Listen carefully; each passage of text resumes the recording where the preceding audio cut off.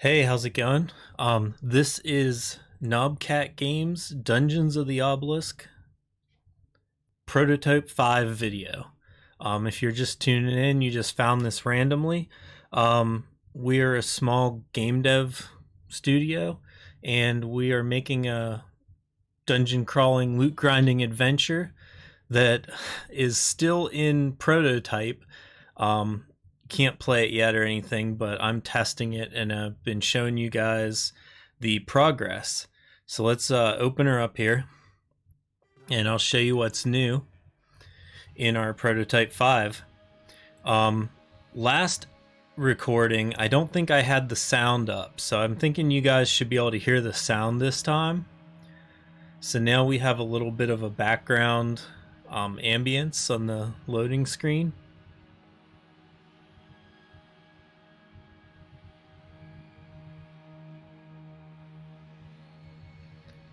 But I'm going to go ahead and start the game.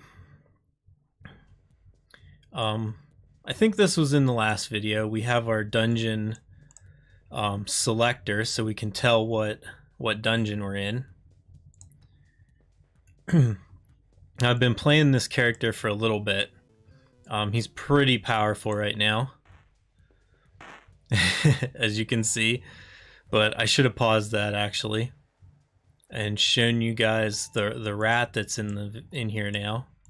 So our newest mob is the puke rat, and as you can see, he's down here on the corner of the screen, kind of chilling out. Some of them move. I don't know why these guys aren't moving. They're just kind of sitting still. Let's see if I can get his attention. He'll run over to me. So we just got the one rat and a couple of glubs.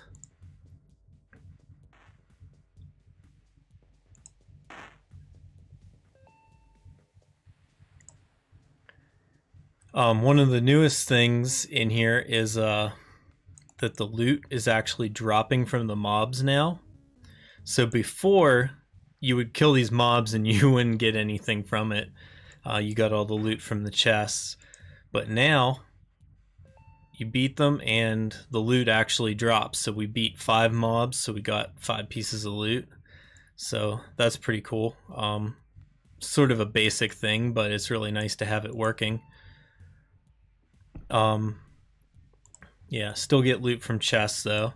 As you can see, my dude is actually running around really fast. So this is our movement speed.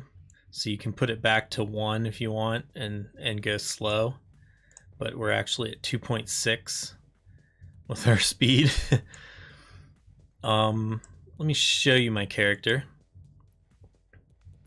So right now I've got basically everything maxed out. It doesn't take too long right now because we're still in like a testing mode where everything just drops and you get tons of legendaries. Not how the final game is going to be, but this is a good look at what a top tier character will be in the final game.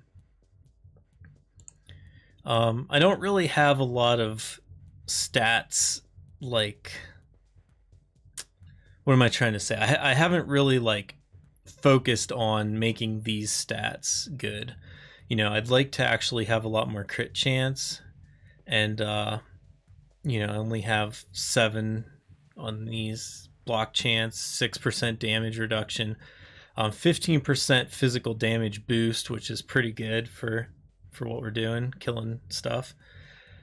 8% dodge, so I'm actually like kind of tanky, really. Like, you know, I have dodge, block, and damage reduction, and I don't have, you know, the crit chance, and I have the physical damage boost. The revitalize is at 7%, which is your chance to get your mana back whenever you attack. So this is how I am right now. One of the newest things in the game is the character creator, which we now have different colored skin tones. A lot of, like, you know, this blue isn't really a normal skin tone, but is pretty cool. And then we have a lot of just, normal things, normal skin colors that a person could be. And then we have the red and blue. We have new eyes. No, we don't have new eyes yet. Ben made some new eyes, but they're not in the game yet, I guess. But we do have new hairstyles. So we got Kel's hairstyle, Nika's hairstyle, Ben's hairstyle, and then a bunch of other new ones that we have in here.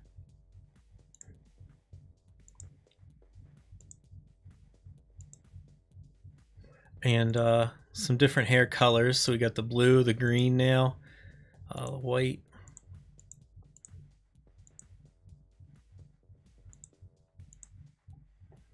Do we have? Oh yeah, we have new eyebrows. So we have like some bushier ones. Some these ones look kind of angry to me. You can change the eyebrow color as well on the eyebrows that have color.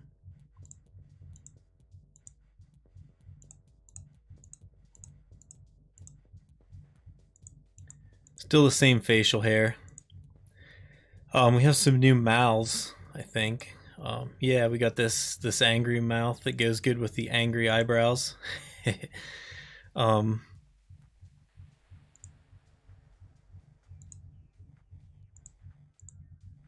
Just scroll through those so you guys can kind of see what we got.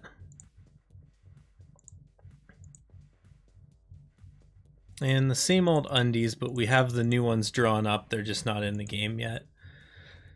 Let's see.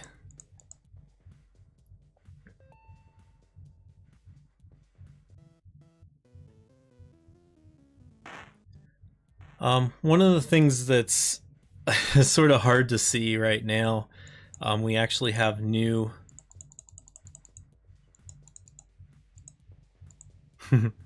There's a little bug there where things get stuck. Pause on victory is what we want, and we want to hide the headgear. So right now I'm wearing this helmet. If we go into our settings, we can hide the headgear and not have our helmet, but it's still being used. What else do I want to show you guys? Oh yeah, we have what am I trying to say? Oh, we can sort our inventory now. So if we go into, we actually get this different sword. Mundane hammer is in the game. Mundane axe. This bow is actually in the game now. If we go to offhands, we can have a rosary. We can have this doll. It's kind of like a voodoo doll. The offhand dagger, which you guys already saw. And this offhand shield. So let's switch it back to, let's go with the doll and show you some of the other stuff. We have the plain topper as a hat, which you can't see because we are hiding our headgear. So we have this hat. The old coat is now in the game. And the trousers are in the game. No. Yes, trousers, but the boots are hiding the trousers at the moment. So we go to feet. And we kind of have these rain boots. So this is all of the uncommon gear. This is like I keep wanting to call it a set, but it's not a set. It's just the outfit, that all of the uncommon gear has. It kind of all goes together a little bit. We're going to get the other stuff in here as soon as we can. But right now everything else is just a placeholder still.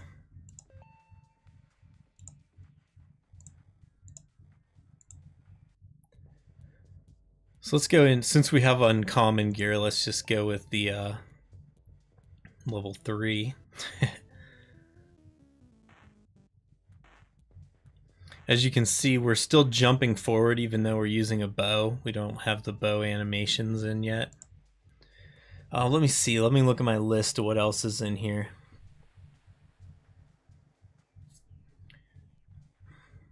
Oh yeah, another thing. We kind of already covered it a little bit, but the loot actually drops the correct stat ranges now. I was able to Kel set that up, and then I was able to punch in what the ranges would be and do some testing on that. But I'll show you in my inventory here.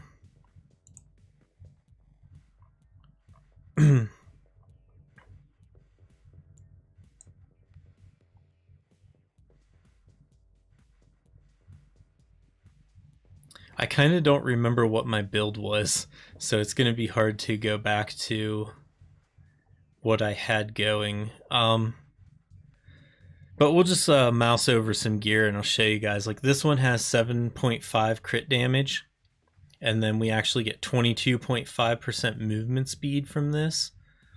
This warped leather gives you dodge chance as its legendary power.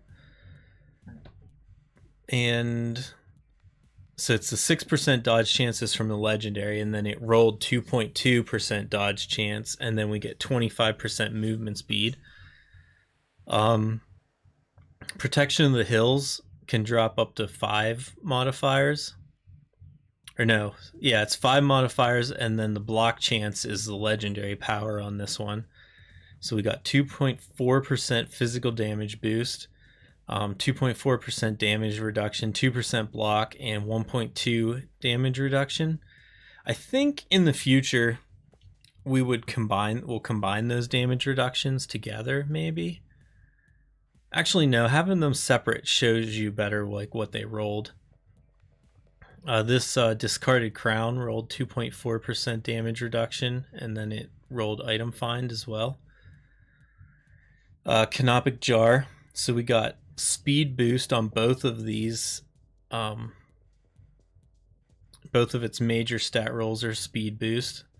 And then it rolled physical damage boost as a 9% and a 3.5 revitalize. And then for its non-combat stat, it rolled movement speed. So all of these, what am I trying to say? The categories for the minor stats all now have like a correct range that they can roll. So like, for example, this crit chance, we rolled 1.3. If we see like crit damage on anything, like this one, this crit damage is 13%. So as you can see, the range for crit damage is a lot bigger than the range for crit chance, because they're not equally powerful. The block chance on this one, for example,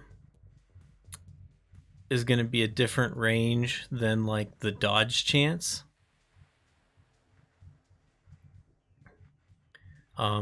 Sort of hard to explain, but like dodge chance is your percent chance to dodge the attack and not take any damage, and then block is similar, but it's a block, so you take half damage from it. So those two stats are almost the same thing, but one is twice as powerful as the other one. You know, obviously dodge is, you know, you're taking no damage, where block you take half damage. So it doesn't make sense for gear to roll the same amount of block as it does dodge. So you get half as much dodge as you do block when those things roll. Hopefully that makes sense. We have like focus damage is now working, which is only offhand focuses. So this is a shiver, which is like a snow globe. It's kind of like something like a wizard would hold, like a crystal ball or something. And it has focus damage, so it's basically like 11% flat bonus to your damage that you get from that. Let's go find a shield.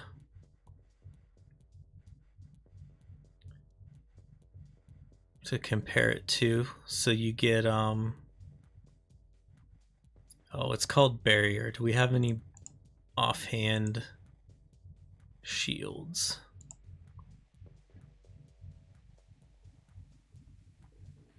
Okay, so this is a barrier.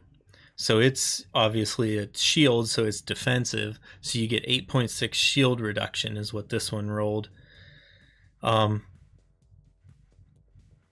So what am I trying to say? Like, that's a flat just percent damage that you don't take. You know, that shield reduction and focus damage kind of come in first. So that's how like an offhand shield and an offhand focus work. And then an offhand mojo, like this canopic jar, it just rolls a bunch of stats. So if you're trying to stack like crit chance, for example, you would want to get an offhand mojo that rolls a bunch of crit damage or crit chance.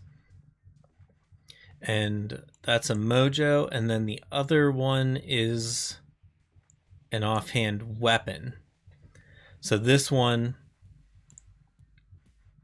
is the baying blade, so it gives you this spin attack.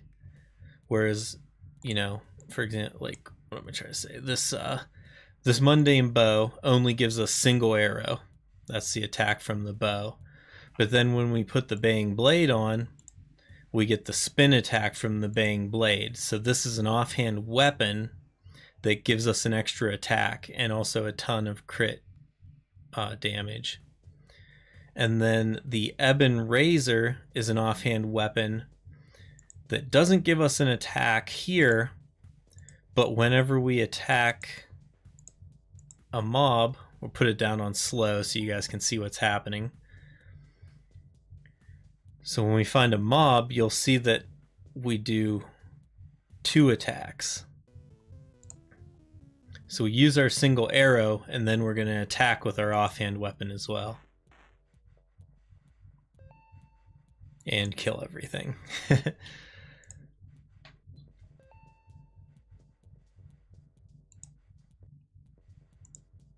Let's go back in here. Let's see if we can see this rat run around. He's just kind of chilling in one spot. This one runs around though. He's kind of on patrol.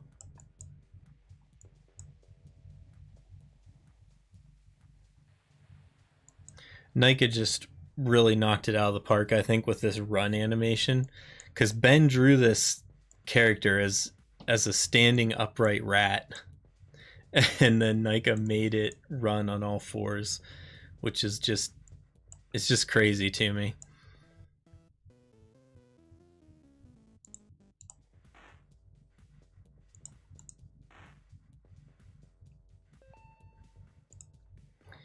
I'm trying to think of what else is in the update.